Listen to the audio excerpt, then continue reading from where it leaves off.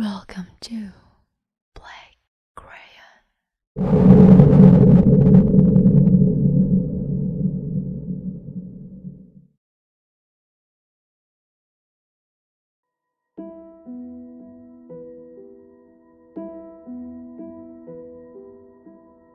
Halo Craybies, bertemu kembali dengan kami, Crayon Club ID.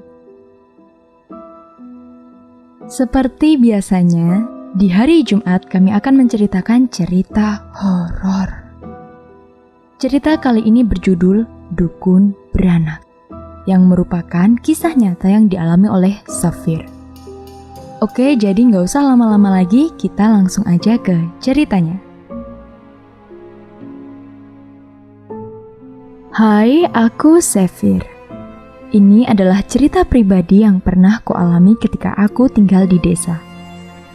Desaku berada di salah satu kabupaten di ujung provinsi Jawa Timur. Jarak desaku dari kota sekitar 16 km. Aku bersyukur tinggal di desa. Orang-orang di sini ramah, tenggang rasa di antara kami juga terbilang bagus. Seperti pagi biasanya, kami berkumpul di kloneng. Kloneng adalah kursi panjang dan lebar yang terbuat dari bambu yang biasanya kami duduki di pagi hari sembari bercengkerama hangat. Pagi itu, pembahasan menegang ketika salah satu di antara kami mulai menyeletuk mengenai dukun beranak yang baru saja meninggal 3 hari yang lalu. Udah denger belum? Joko, anaknya Bu Mawar, semalam teriak-teriak, kata Bu Lili. Ada apa memangnya? Celetuk Bu Desi sembari mencari kutu yang ada di rambut Bu Lili. Joko semalam manggil Irfan, anaknya Yumis. Katanya di kamar mandinya ada darah segar, mengalir banyak. Loh, bukannya mereka hanya tinggal berdua? Joko dan bapaknya, Kang Man, yang buta itu. Ucap yang lain. Lah iya, lah terus itu darah siapa? Dulu kan memang Bu Mawar sering gugurin janin yang tak berdosa. Apa dia jadi hantu ya? Hus, jangan bilang begitu. Nanti kamu didatengin loh. Bu Mawar adalah orang yang tersohor di kampung kami. Orang kaya dengan rumah megah dan sawah berhektar. Beliau disegani karena selain kaya, beliau juga orang yang ramah dan baik kepada warga sekitar. 2 minggu sebelum kematiannya, dari dalam rumahnya terdengar teriakan yang nyaring dan kencang.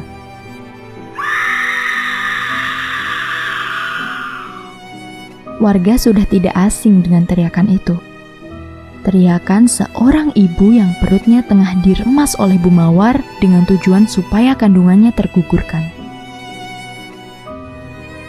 Mereka yang datang ke rumah Bu Mawar bukanlah sepasang suami istri, melainkan pasangan kekasih yang tengah dimabuk asmara sampai hamil di luar nikah.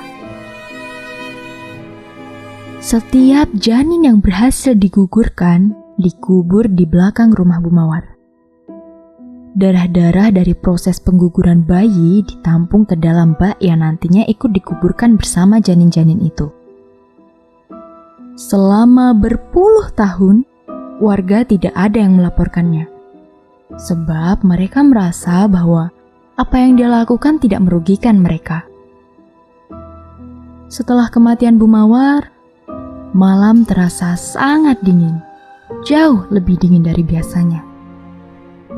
Angin seakan menusuk sampai ke tulang-tulang, sejalan dengan suasana desa kami yang begitu sunyi dan temaram. Bu Lili masih terjaga, sedang waktu sudah menunjukkan pukul 11 malam. Ia tinggal sendirian. Suaminya merantau ke negeri seberang demi mencukupi keperluan keluarganya.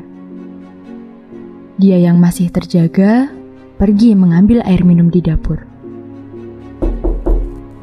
Suara pintu rumah yang diketuk terdengar jelas di telinganya. Suasana hening dan mencekam semakin terasa. Dia sadar benar bahwa selama ini ia tinggal sendirian. Dengan rasa takut dan kaki gemetaran, dia menuju ke kamar tidur. Di kamar tidur terdapat jendela yang tertutup sehelai kain tipis.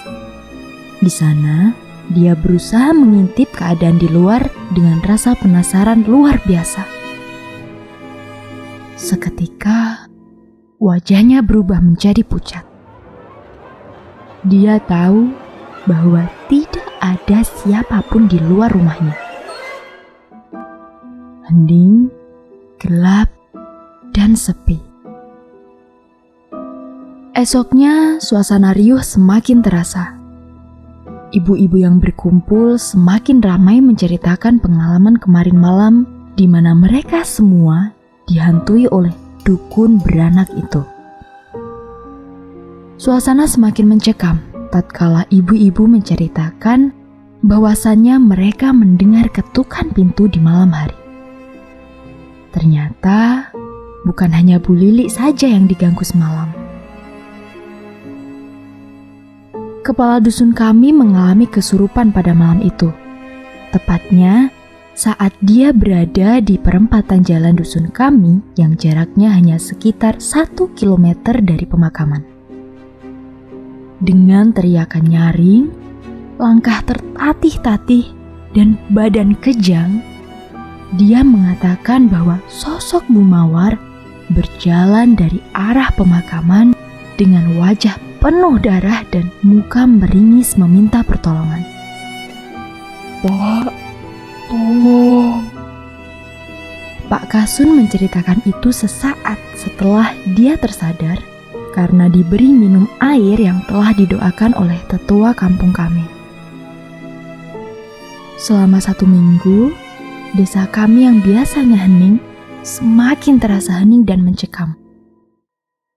Pukul 7 malam, semua pintu rumah sudah tertutup rapat. Namanya sudah jarang disebut.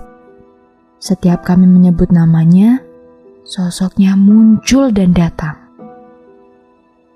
Rumah almarhum Bu Mawar kini sepi, ditinggalkan anak dan suaminya. Sebelum mereka memutuskan untuk pindah rumah, mereka mengadakan pengajian di rumah itu seraya berharap Bu Mawar tenang di alam sana. Sebenarnya sudah lama aku memendam cerita ini rapat-rapat. Tapi sekarang, aku sudah berani menceritakannya. Karena cerita ini menjadi pembelajaran untukku dan semoga juga untuk kalian. Bahwasannya, apa yang kita tanam pasti akan kita tuai. Oke Krabies, segitu aja cerita dari Safir kali ini. Aku yang bacain ceritanya beneran merinding karena I don't know why, vibe-nya beda banget sama cerita-cerita yang lain. Gak tahu kenapa, kayak deg-degannya beda gitu. Merindingnya juga beda, gak tahu kenapa. Semoga Bu Mawar tenang di alam sana dan tidak mendatangi saya. Oke, terima kasih and see you next video guys. Bye!